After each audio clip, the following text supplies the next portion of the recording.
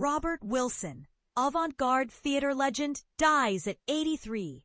The world of avant-garde theater has lost a true visionary. Robert Wilson, the celebrated artist whose groundbreaking work defied categorization, passed away at the age of 83 in Watermill, New York. His death marks the end of an era for experimental performance, architecture, and design. Wilson, known for his mesmerizing use of light, unconventional staging, and the creation of the Watermill Center, succumbed to what the center described as a brief but acute illness. But here's where it gets controversial. Wilson's work often polarized audiences. Some hailed him as a genius, while others found his productions perplexing and inaccessible. What do you think? Was his work truly groundbreaking, or did it prioritize style over substance? The Watermill Center's statement revealed Wilson's unwavering dedication to his craft, stating that he felt compelled to keep working and creating right up until the very end, even while facing his diagnosis with clear eyes and determination. His legacy, they emphasized, will live on through his stage productions, sculptures, video portraits, and of course, the Watermill Center itself. The center, which recently hosted its annual gala, will soon announce plans for memorial services to honor Wilson's extraordinary life and contributions. Born in Waco, Texas in 1941, Wilson's artistic journey began in Brooklyn in 1963. After earning a BFA in architecture from the Pratt Institute, he plunged into the world of experimental theater. He founded the Bird Hoffman School of Birds, an avant-garde collective that would eventually lead to a pivotal collaboration with composer Philip Glass. Together, they created Einstein on the Beach in 1970, an opera that shattered conventions and cemented Wilson's reputation as a radical innovator. In addition to his theatrical endeavors, Wilson also maintained a studio practice, creating sculptures and furniture that were showcased at the Paula Cooper Gallery in New York. Wilson's career as a playwright and director, though those terms hardly capture the scope of his artistic explorations, was marked by his innovative use of lighting. "Light in my work functions as a part of an architectural whole," he explained in a 1995 interview with Dance Inc. magazine. "It is an element that helps us hear and see, which is the primary way we communicate. Without light, there's no space." This philosophy transformed the way audiences experienced theater, emphasizing the visual and sensory aspects of performance. And this is the part most people miss. Wilson's influence extended far beyond the confines of traditional theater. He collaborated with a diverse range of artists, including Anna Mendieta, Martin McDonough, Mikhail Baryshnikov, Tom Waits, and William S. Burroughs, reaching audiences across various artistic disciplines. In 1986, he was the sole nominee for the Pulitzer Prize for Drama for The Civil Wars, a piece conceived for the 1984 Summer Olympics in Los Angeles. Although no prize was ultimately awarded that year, the nomination underscored the significance of his work. He later received the Golden Lion Award for Sculpture at the 45th Venice Biennale in 1993, further solidifying his international acclaim.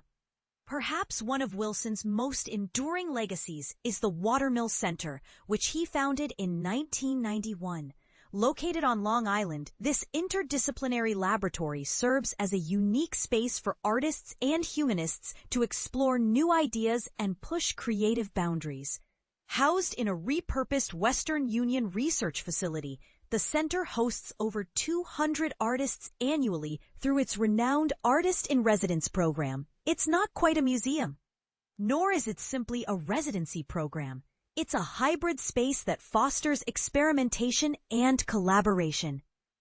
In a 2024 interview with the New York Times, Wilson reflected on his relentless pursuit of creativity. As long as I have my curiosity and the desire to learn, I can't imagine stopping. Often, in the back of my head is the question, what logically should I do next? Then I ask myself, what should I not do? And I do that. This quote encapsulates Wilson's spirit of innovation and his willingness to challenge conventions. What do you think drove Wilson's constant need to create and experiment? And how will his unique approach to art continue to inspire future generations? Robert Wilson, a tribute to the legendary experimental theater director. The recent passing of Robert Wilson, a pioneering figure in the world of experimental theater, marks the end of an era. At 83 years old, he left behind a profound legacy that reshaped how we think about innovative stage productions and boundary-pushing performances. But here's where it gets controversial. Some argue that his avant-garde methods challenged traditional theatrical norms to the point that they were inaccessible to mainstream audiences. Others see his work as essential to the evolution of contemporary art forms. Wilson's influence extended beyond theater, touching visual arts, performance art, and even architecture.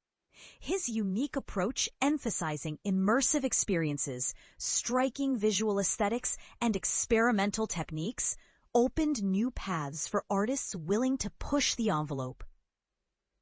For beginners, understanding his contribution involves recognizing how he blurred the lines between different art disciplines, creating environments that invite viewers to participate actively rather than passively observe. Now, the debate continues. Was Wilson a visionary who expanded the possibilities of expression, or did his experimental ethos sometimes alienate more traditional audiences?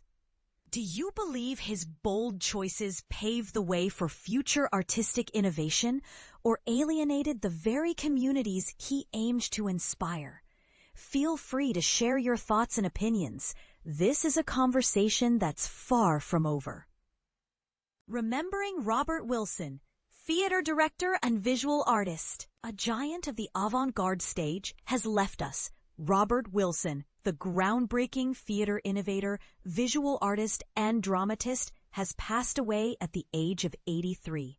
His influence has been both profound and polarizing, leaving an indelible mark on the worlds of theater and visual arts. But what exactly made Wilson such a transformative figure, and why do opinions about his legacy sometimes spark heated debate? Let's explore the story behind the man and the controversies that sometimes swirled around his career. The Watermill Center, the creative hub Wilson established in Watermill, New York, confirmed his passing, sharing that he died peacefully after a short but severe illness. For those familiar with his work, Wilson's departure almost marks the end of an era in experimental performance. Wilson's theatrical odyssey began in the late 1960s when he founded a performance collective called the Bird Hoffman School of Birds. The name honored a teacher who helped him overcome a childhood stammer, a detail that speaks to both his humility and his determination, a tone that resonated through his working life. But here's where his story starts to break the mold. In the mid-1970s, Wilson created the four-act opera Einstein on the Beach in collaboration with composer Philip Glass. This piece was no ordinary stage show. It redefined opera for a new generation, blending music, movement, and striking visual imagery. Yet Wilson's ambition didn't stop at creation. After triumphantly touring Europe with the production, he envisioned its New York debut at the prestigious Metropolitan Opera House. When the venue declined, Wilson took an audacious step. He rented the space himself, at the staggering personal risk of $90,000, a sum that could have spelled disaster. The gamble paid off in a way that was both thrilling and bittersweet.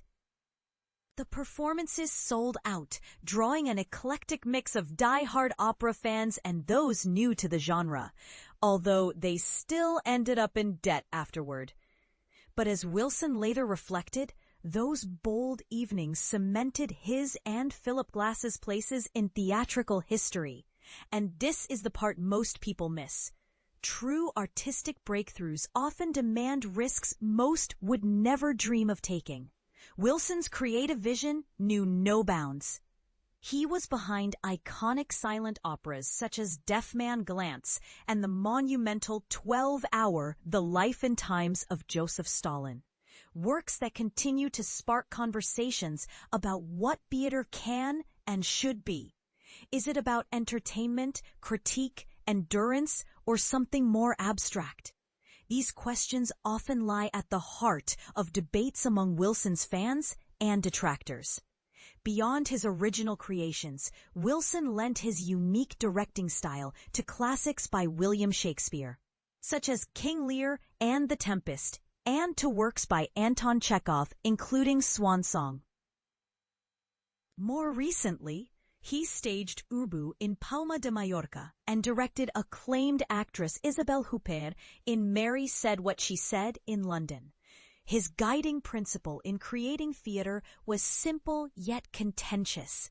Theater is about one thing, and if it's not about one thing, it's too complicated. Some find this focus brilliant. Others see it as overly restrictive. Where do you stand?